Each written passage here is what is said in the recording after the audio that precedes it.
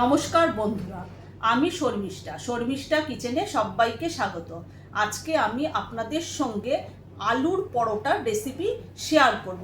অনেকে তো অনেকভাবেই আলুর পরোটা করে, কিন্তু আমি কিভাবে বানাই চলুন দেখে নিই। আর এই আলুর পরোটা একদম হবে তুলতুলে, যা মুখে দিলেই একদম মিলিয়ে যাবে। চলুন দেখে নিই। দুর্দান্ত স্বাদের আলুর পরোটার জন্য এখানে আমি আলুগুলোকে আগে থেকেই আমি নুন দিয়ে সেদ্ধ করেছি। আর দুটো কাঁচা লঙ্কা নিয়েছি, কাঁচা লঙ্কাটাও আমি আলুর সাথে সেদ্ধ করে নিয়েছি। আর একটা টমেটোটাও আমি আলুর সাথে ভালোভাবে সেদ্ধ করে নিয়েছি। এবার আমি টমেটোটার খোসা ছাড়িয়ে নেব।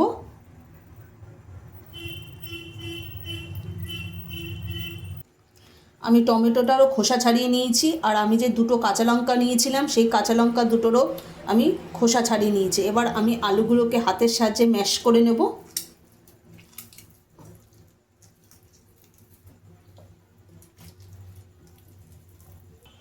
আলুটা আমার ম্যাশ করা হয়ে গেছে। এর মধ্যে আমি স্বাদ মতো নুন দিয়ে দেবো। হাফ চামচ আমি কালো জিরে দিয়ে দিলাম। আমি 1 চামচ গোলমরিচ গুঁড়ো দিয়ে দিলাম। এখানে আমি হাফ চামচ জিরে গুঁড়ো দিয়ে দিলাম। এই জিরে গুঁড়োটা আমি কড়াইতে ভেজে নিয়ে গুঁড়ো করে নিয়েছি গোটা জিরেকে। হাফ চামচ আমি ধনে গুঁড়ো দিয়ে দিলাম। ধনেটাকেও আমি গোটা ধনে আমি কড়াইতে ভেজে নিয়ে আমি মিক্সিতে পেস্ট করে নিয়েছি। আমি সমস্ত উপকরণ দিয়ে আলুটা আমি ভালো করে মেখে নেব।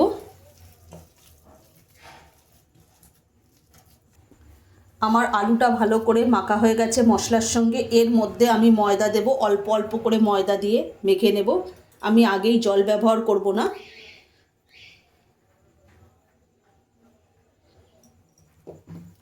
আমি একবারে সব ময়দাও দিইনি, এখানে আমি 1 বাটি ময়দা নিয়ে নিয়েছি। এটাই আমি অল্প অল্প করে দিয়ে মেখে নেব। পরে আগে আমি জল ব্যবহার করব না। আগে আলুর সাথে আগে মেখে নিই, যদি দরকার হয় তাহলে আমি জল ব্যবহার করব।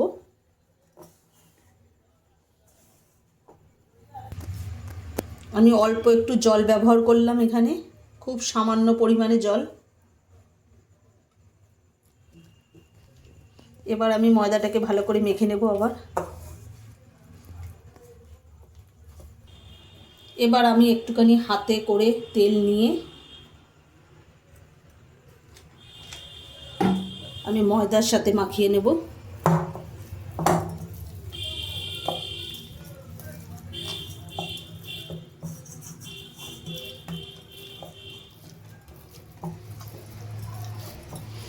এইভাবে ঠেসে ঠেসে মাখবেন, তাহলে ময়দার পরোটাটা খেতে একদম টেস্ট হবে আর খুব সফট হবে।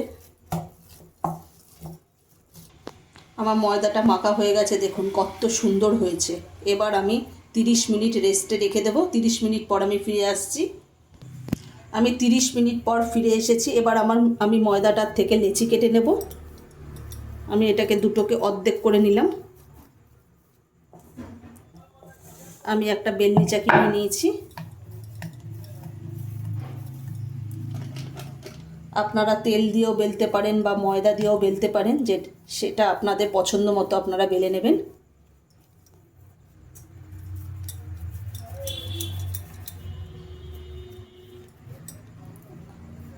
আমি এরকম বড় বড় করে লেচি কেটে নেব।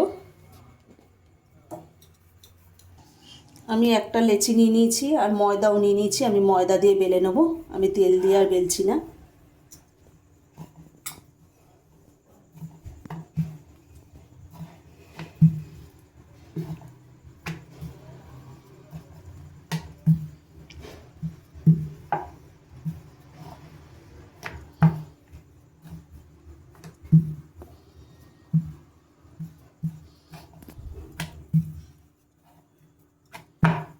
দেখুন কত সুন্দর হয়েছে।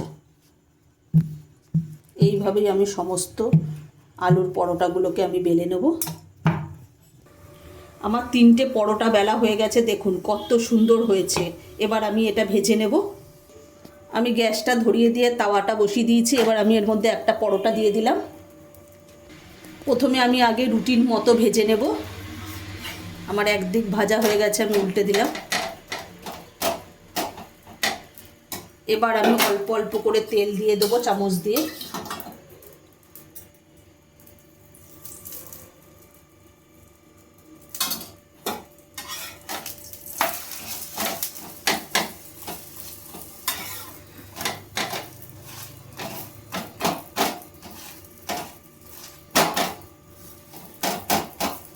আপনারা যে যেরকম তেল খেতে পছন্দ করেন সেরকম দেবেন। অনেকে অল্প তেল দিয়ে পরোটা ভেজে খেতে পছন্দ করে, আবার কেউ পরোটাতে একদম বেশি করে তেল দিয়ে একদম ভেজে খেতে পছন্দ করে। আমি এখানে খুব বেশিও দিচ্ছি না, একদম খুব কমও দিচ্ছি না, আমি মিডিয়াম তেল দিয়েই আমি ভেজে নিচ্ছি উল্টে পাল্টে।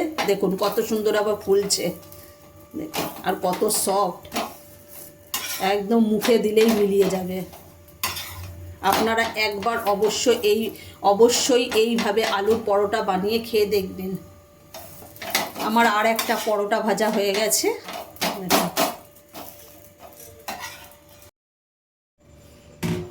আমার পরোটাগুলো একেবারে রেডি, দেখুন কত সুন্দর হয়েছে, একদম নরম তুলতুলে। আমি এটা ক্যাসারোলের মধ্যে রেখে দিয়েছি।